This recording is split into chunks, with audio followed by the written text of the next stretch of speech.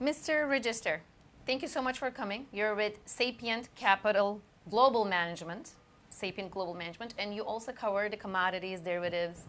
I would like to talk about Russia energy and the whole situation over there and U.S. role. But let's start with the role of Putin, right? Sure. How has Putin's stance on energy supply to Ukraine evolved during this conflict?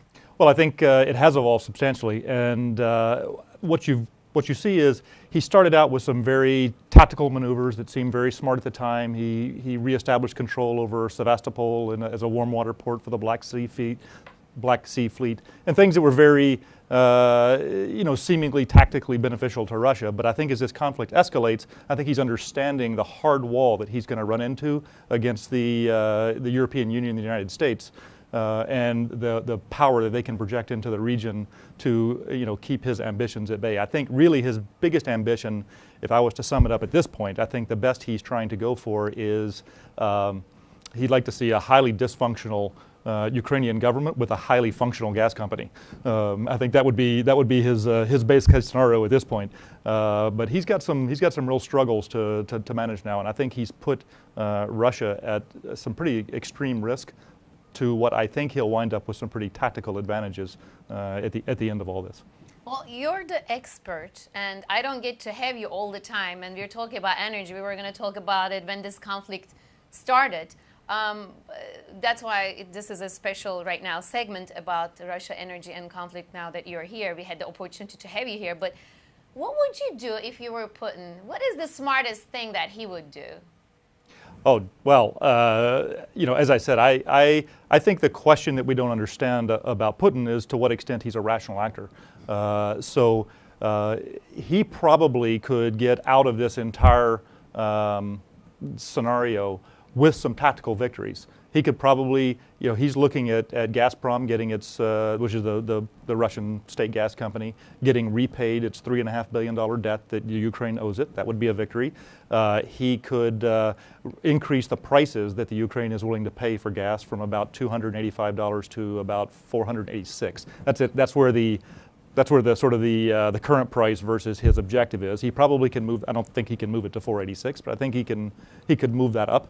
And he could probably maneuver to get a political situation in the Ukraine that's at least not openly hostile to Russia in the future, and drifting closer to the EU and closer to NATO and these things. I think he could achieve. I think he can achieve these things, but it remains to be seen. And I think everything's coming to a head right now in the end of May, right? Because the gas contract has to be renegotiated by the 1st of June because he wants prepayment for deliveries in June, or he's going to cut the gas off. So he says, but he has meddled in gas flows twice already to Europe. So there's some precedent that he could be serious about that, but that's coming to a head at the end of the month. The Geneva agreements are still floating around. We're not exactly sure what the status of that is going to be, and the election's on May 25th. And if he is caught meddling in the elections in May 25th, the U.S. and the EU have already announced that they are preparing sector-wide sanctions, and we can imagine what sectors those would be. They would go right to financial services and right to energy, and start placing further sanctions on those two sectors in a much more serious way. So I would doubt that he'd like to get caught meddling in these elections and raising the stakes on his economy, which is already very weak and getting weaker. But it all depends on his rationality. We don't know how rational he is as a leader. Right. We need rational leaders in this world. He's a 19th century thinker in a 21st century world. 19th century thinker. We don't need them. What is the U.S. role in the conflict and in helping Europe secure energy independence? Let's go back to U.S. right now. Sure. So, the U.S. role in the conflict is limited in the sense that we have our own sanctions, but the sanctions really are only really biting the way they did in Iran or other places. They can only be really effective if it's a global effort. And Russia is not isolated the same way that other countries that have been hurt by sanction regimes in the past have been. They don't have that problem. So it's very hard for the U.S. to create by itself a set of sanctions, and it's very hard for the Europeans to get on board with really damaging sanctions because the U.S. doesn't have a great amount of integration with the Russian economy. The Europeans have a huge amount of integration. Germany by itself has 6,000 companies operating inside Russia, which account for about 350,000 jobs in Germany. So any sort of meddling with that kind of integration, economic integration, could not only it could potentially hurt Russia from a sanction standpoint, but it could also hurt Germany. And European economies are not doing well. Russia's doing worse, but Europe's not in a great place. So they're a little afraid to tip over the apple cart.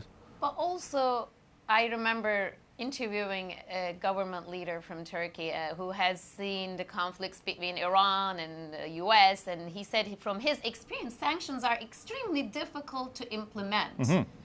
Aren't we seeing the same thing right now here too? And they're not very helpful either. Yeah, well, absolutely, because of what I mentioned is that, first of all, they can only be implemented if you can isolate the country so that the sanctions, there's not an escape valve to the sanction. And then second, there's one of discipline. There was a lot of cheating on sanctions, the U.S. sanctions against Iran. Last 10 seconds. How is the situation in Ukraine affecting energy and commodity prices? Because that's very important. We are looking at energy and commodity prices today, yesterday. So how is it affecting that? I think if you look at, I look at European gas as a better barometer of what the market believes is going to happen in this crisis, particularly over the next month or so, because oil it's an international product and it has a whole bunch of other things going on it. But gas is a local product largely, and I think it makes a great barometer. And what you see is, gas prices in Europe have fallen from 68 pence, right during the whole Crimean. Right when it was all going on in Crimea, fell from 68 pence to now they're around 45. So I think the market is betting that we're going to get through this next month with some tough negotiations, but nothing that's going to break out into actual supply constraints. Wonderful. Thank you so much.